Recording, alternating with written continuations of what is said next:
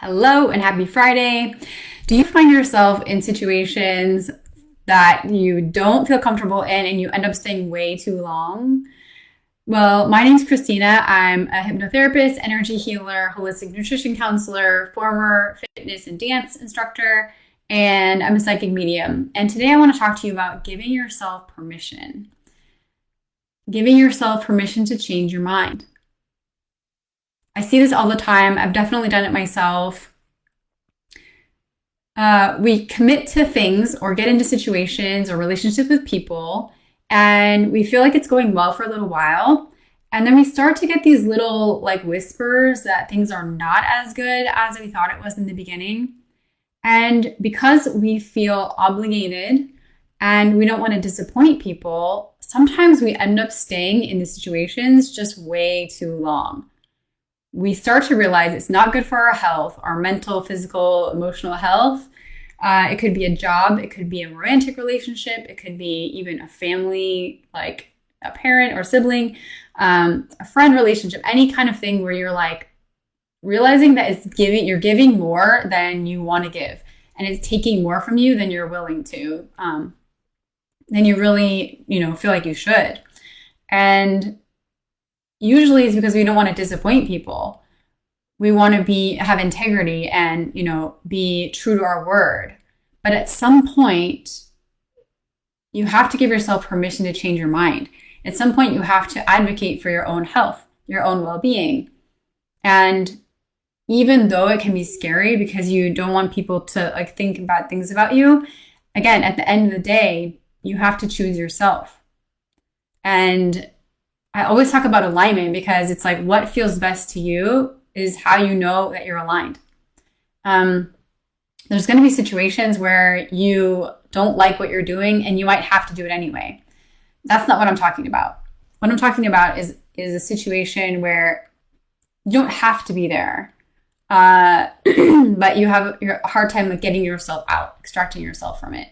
This could be, like I said, a relationship where you recognize that you're not getting your needs met, for example. And sometimes, again, you might be staying for, 1 month, 2 months, 3 months, 6 months, a year, how far you want to go. You start to realize, oh, this is not working, but you're so afraid to advocate for yourself and give yourself permission to change your mind that you end up staying. And you can waste a lot of time, a lot of years. It's a lot of heartache. There's a lot of things that can go with this that just don't feel good. And so this is a practice to be able to give yourself permission to do things that help you feel good, to know that you deserve that. The more you practice, the faster you'll be able to change your mind and pivot and extract yourself sooner, which is way less painful than if you let it continue on and on and on. And so something I always talk about is self-care. And I say that self-care is love in action. It's showing yourself that you are valuable, that you care about how you feel. So doing things that help you feel good, like taking a bath or going for a walk or doing some art. These are things that I love to do. Maybe it's play music, write music, read a book. Anything that feels good to you, you have a right to be able to incorporate that into your life. If you don't prioritize your own well-being, nobody else is going to do that.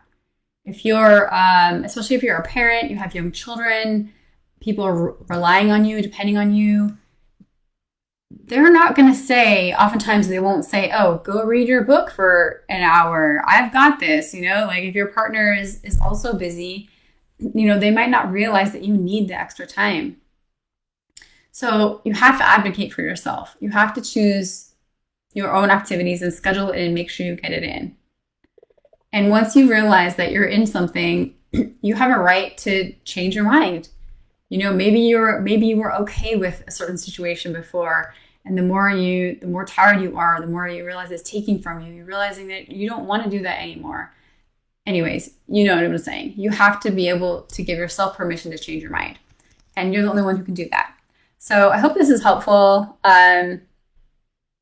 Really knowing what you want and what you're willing to, I'm not even going to say settle for, what you're willing to tolerate. We don't even like the word tolerate. What is okay with you? What do you want? and what isn't okay with you. You have to decide that for yourself.